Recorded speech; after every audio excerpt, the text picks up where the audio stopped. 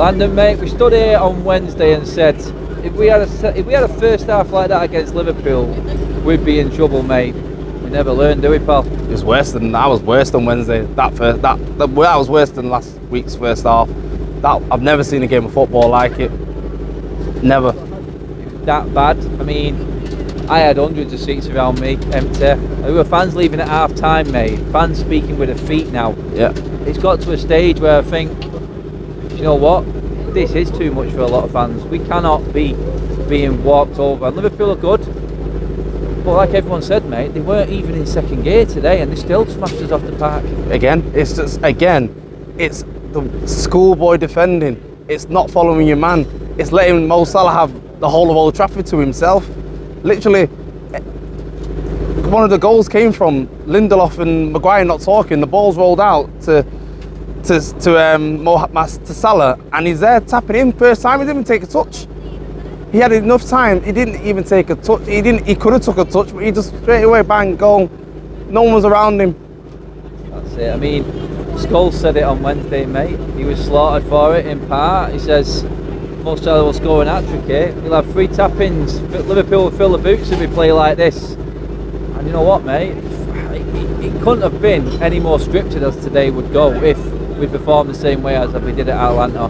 And football's one of them games. You get what you deserve most of the time. I think we got what we deserved today, there, mate.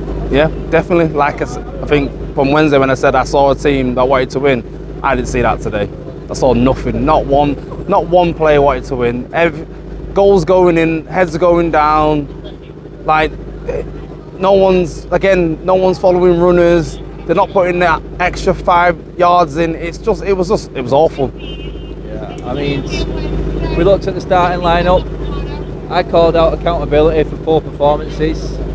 If this same team keeps on failing week in, week out, and then gets picked the week after a failure, the results are going to keep going the same way, mate. I mean, what are these players on the bench thinking now?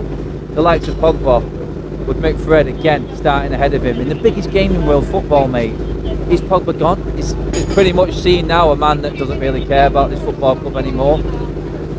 You just saw the frustration in him. That's the sending off. I've looked at it. I saw it went in the game live. I didn't think it was sending off, but then I've seen pictures of it. Yeah, sending off, frustration. I feel sorry for Sancho. I was for Varane. Varane's sat at home thinking, what have I just signed up for? Sancho sat on the bench in the cold. What have I just signed up for? You know, to sit on the bench and not play. Obviously, if Varane's injured, I understand that, but he must be thinking, well, I've got no help. We don't talk, we don't defend as a team, so I'm gonna look like a scapegoat now. I'm gonna look like a flop. That's it, mate. You're talking there about Ole saying not too long ago he needs everyone fit for the end of the season. He needs everyone firing. I'm looking at them players that are sat there going, when they come on that pitch, how the hell are they supposed to perform or improve when they're not being given game time? And then when they do come on, like Cavani today, 5-0 down. I mean, that for me was embarrassing, and you've got to think on the players' sort of level, Landon. They're not on board with this. They can't be. It's a kick in the teeth when you get brought on at 5-0 down. It's a kick in the teeth. There's no what's the point? Cheers, mate. Innit? That's what they're saying to the boss. Thanks, boss. Yeah. Well, Sir Alex Ferguson didn't stay. I didn't even know that he left early. He left early. Big statement, like a lot of fans. I mean, for you now, mate. I mean, you were honest on Wednesday at the Atalanta game. You broke it down.